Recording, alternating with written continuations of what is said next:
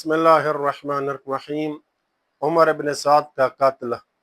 किताब का नाम ज़ौब उन-नुज़ार फ़ी शरह सअर के सफ़ा 126 में लिखते हैं कि जब मुख्तार के ज़हन से दूसरी फ़िक्रें दूर हो गईं और उसकी निगाह साफ़ हो गई तो उसने अब उमर इब्न साद और उसके बेटे हफ्स लानतुल्लाहि अलैहिमा के मामले की तरफ तवज्जो की।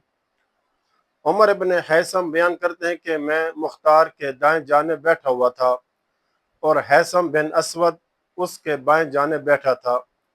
मुख्तार ने कहा, अल्लाह की कसम, मैं ऐसे शख्स को ज़रूर कत्ल करूँगा जिसके पाँव बहुत बड़े हों, आंखें अंदर को धंसी हुई हों, भवें उभरी हुई हों, जो अपने पाँव से ज़मीन को रौंदता हो। इसका कत्ल आसमान और ज़मीन वालों को खुश करेगा। हैसम ने मुख्तार की ये बात सुनी तो उसके दिल में ये ख्याल पैदा हुआ कि मुख्तार का इशारा उमर इब्न साद की तरफ है। चुनाचे इसने अपने बेटे को भेजा और उमर इब्न साद को मुख्तार की कही हुई बात बता दी। अब्दुल्ला बिन जाफ़र बिन हबीरा मुख्तार के नज़दीक सबसे ज़्यादा मुअज़्ज़ज़ लोगों में से था। इसी ने उमर इब्न साद के लिए एक अमान नामा हासिल कर रखा था जिसके ज़रिए उमर इब्न साद ने पनाह ले रखी थी। उमर इब्न साद मलऊन मुख्तार के सामने ज़ाहिर होता तो मुख्तार इसे अपने करीब करता, इसकी इज्जत व तकरीम करता और इसे अपने साथ अपने तख्त पे बिठाता। जब उमर इब्न साद को अपने बारे में मुख्तार की ये बात मालूम हुई तो इसने कूफा से निकल जाने का इरादा कर लिया। चुनाचे इसने बनु तैम लात के एक शख्स को बुलाया जिसका नाम मालिक बिन दौमा था। वो एक बहादुर आदमी था। उमर इब्न साद ने इसे 400 दीनार दिए और कहा, यह रकम तुम्हारे पास हमारी ज़रूरत के लिए रहेगी। फिर दोनों रवाना हो गए। जब वो हमाम उमर या नहर अब्दुर्रहमान के मकाम पर पहुंचे तो उमर इब्न साद रुक गया और मालिक बिन दौमा से कहा, क्या तुम जानते हो कि मैं क्यों निकला हूँ? उसने कहा, नहीं। उमर इब्न साद कहता है कि मैं मुख्तार से खौफजदा हो गया हूँ।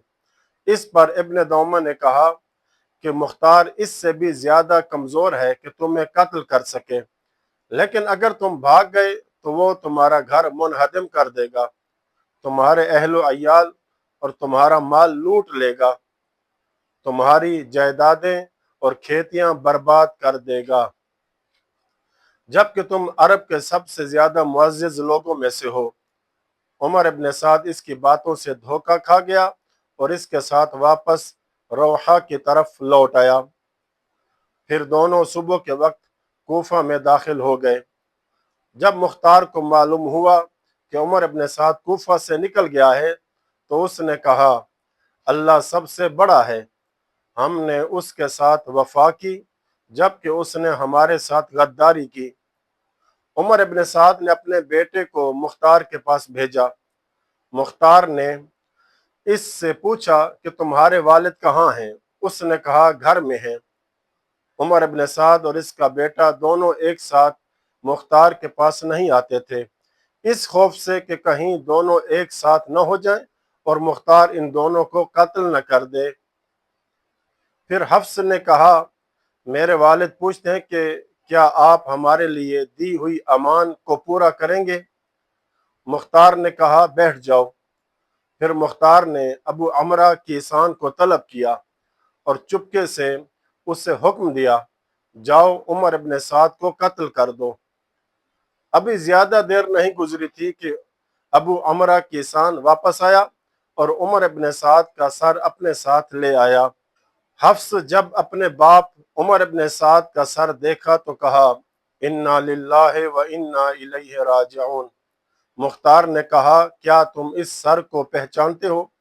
उमर इब्न साद के बेटे हफ्स ने कहा, हाँ, इसके बाद जिंदगी में कोई खैर नहीं। मुख्तार ने कहा, तुम इसके बाद जिंदा नहीं रहोगे और इसे भी कत्ल करने का हुक्म दे दिया। मुख्तार ने कहा, उमर इब्न साद ने इमाम हुसैन अलैहिस्सलाम के बदले में ये अंजाम पाया है और हफ्स ने जनाब अली अकबर के बदले में ये अंजाम पाया है اور دونوں برابر نہیں ہیں، اور اللہ کی قسم میں 70,000 آدمیوں کو اسی طرح قتل کروں گا جس طرح یحییٰ بن زکریا کے بدلے میں قتل کیا گیا تھا۔ اور یہ بھی کہا گیا ہے کہ مختار نے کہا اگر میں قریش کے 3/4 لوگوں کو بھی قتل کر دوں تب بھی وہ حسین علیہ السلام کی انگلی کے ایک پور کے برابر بھی بدلہ ادا نہیں کر سکیں گے۔ جناب محمد بن حنفیہ مختار کا عمر بن سعد کے ساتھ بیٹھنے اور اس کے قتل میں تاخیر کرنے پر مختار سے ناراضگی کا اظہار کرتے تھے۔ چنانچہ مختار نے عمر بن سعد اور حفص کے دونوں کے سر محمد بن حنفیہ کے پاس مکہ بھیج دیے۔ اس دوران جناب محمد بن حنفیہ شیعوں کی ایک جماعت کے درمیان بیٹھے ہوئے تھے اور مختار سے اس بات پر ناراضگی کا اظہار کر رہے تھے۔ ابھی وہ اپنی بات مکمل بھی نہ کر پائے تھے کہ دونوں سر ان کے سامنے پہنچا دیے گئے۔ یہ دیکھ کر محمد بن حنفیہ سجدے میں چلے گئے اور اپنی دونوں ہتھیلیاں پھیلا دی اور دعا کرنا شروع کی، اللہم لا تنسى هذا اليوم للمختار واجزه عن اہل بیت نبیک محمد خیر الجزا۔ اے اللہ، آج کے اس دن کے سلسلے میں مختار کو فراموش نہ کرنا اور اپنے نبی محمد صلی اللہ علیہ وآلہ وسلم کے اہل بیت علیہ السلام کی طرف سے اسے بہترین اجر عطا فرما اور جزا عطا فرما۔ پھر فرمایا اللہ کی قسم اس کے بعد مختار پر کوئی ملامت باقی نہیں رہتی۔ تو یہ تھا عمر بن سعد کے قتل کے بارے بیان۔ اب سب سے بڑا مجرم عبید اللہ بن زیاد، اس کو مختار نے کیسے جہنم واصل کیا؟ اس کے سر کو کیا امام زین العابدین کی طرف بھیجا تھا یا نہیں؟ اس کا جواب اگلی آنے والی ویڈیو میں دیں گے انشاءاللہ تعالی۔ وصلی اللہ علی محمد وعلی بیتہ الطاہرین۔